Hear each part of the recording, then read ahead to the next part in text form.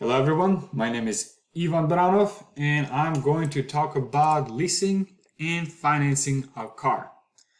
Let's do it! So, is it better to buy or lease a car? I'm going to touch up a little bit on financing a car because everybody knows how to finance a car and what goes into it. I'm just going to highlight the most important things and I'm going to dig deeper on the leasing car part. Maybe you're a family guy. You want to drive around with your kids and your wife to the next soccer match, or to the grocery store, or to the next family road trip. You can do that in the new Nissan Pathfinder. You can have this. Or you're a businessman. You want to drive in a nice sedan, like the Infiniti Q50, to go from one meeting to another meeting, to make some signatures, do business. You can do that as well.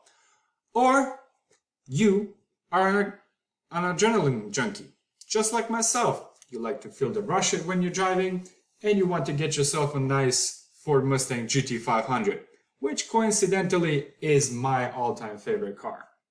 It is, yeah.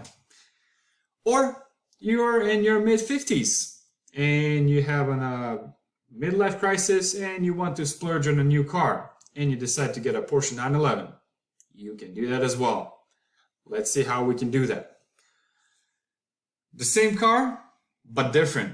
It's a different way of paying for the same car. Whether you lease it or you finance it, it's still the same car, but the payments are much lower when you lease it. And we'll see why in just a few slides. So, when you hear the word leasing, you typically think of not yours, you're renting it, you have to give it back, additional fees. Or when you hear the word buying, you immediately associate it with ownership. Well, let's see why. Financing. What goes into financing? What you need to know about financing. One thing only, credit score. That's the biggest key that plays with financing and your payments. So, I said credit score. The greater the credit score you have, the larger the credit score you have, the lower the payment it is. Typically, it goes around 3%, all the way up to 24%. And I've seen that because I was a salesman before. So, you finance the car. You know what else? You get the depreciation of the car. Once you drive it off the lot, within the first year, it drops about 20 to 30% of its value. And that's a lot if you want to keep the car. Best way to do it? Cash. But who has $30,000 laying around to go spend on a brand new car? Very few people can do that, and I've seen it done.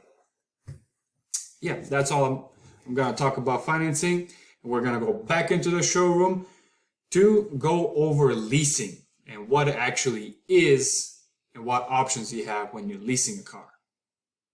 So, let's dig in.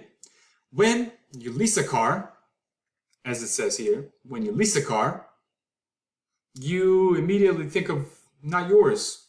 You're borrowing it. You have to turn it back in, which is all true.